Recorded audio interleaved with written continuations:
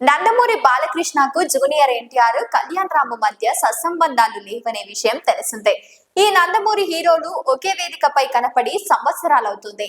1999 ఎన్నికల్లో ఉమ్మడి రాష్ట్రంగా ఉన్న ఏపీలో తెలుగుదేశం పార్టీ తరపున జూనియర్ ఎన్టీఆర్ ఎన్నికల ప్రచారం నిర్వహించారు.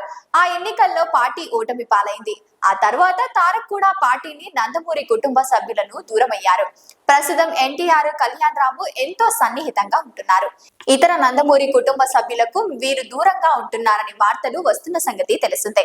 జగన్ హయాంలో రాష్ట్రంలో జరిగిన సంఘటనలు, చంద్రబాబు జైలు జీవితం, భువనేశ్వరిపై వ్యాఖ్యలు తదితరాలపై తారక్ ని కానీ, కళ్యాణ్ రామ్ ని కానీ అస్సలు స్పందించలేదు.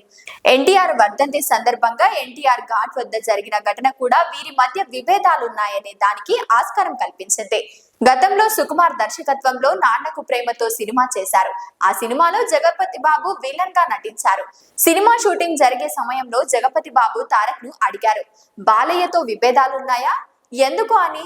అయితే దానికి తారక్ బదులిచ్చారు, తన తండ్రి హరికృష్ణకు బాలయ్య తమ్ముడినని, తనకు తండ్రి లాంటి వాడని, అటువంటి వ్యక్తితో గొడవలేముంటాయని, జరిగేదంతా ఉత్త ప్రచారమేనని తేల్చి చెప్పారు.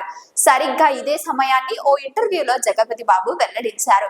వారి మధ్య ఎటువంటి గొడవలే లేవన్నారు. ప్రస్తుతం బాలయ్య తనయుడు మోక్షజ్ఞ హీరోగా సినిమాలు సిద్ధం చేస్తున్నారు. హరికృష్ణ పెద్ద కొడుకు జానకి రాము కుమారుడు ఎన్టీఆర్ ను సినీ రంగంలోకి పరిచయం చేస్తున్నారు. వైఎస్ చౌదరి దర్శకత్వంలో ఈ సినిమా రాబోతుంది. మోక్షజ్ఞ పోటీగా ఎన్టీఆర్ ను దింపుతున్నారు. ఈ ఇద్దరు వారసుల్లో ఎవరు విజయం సాధిస్తారో చూడాలి మరి.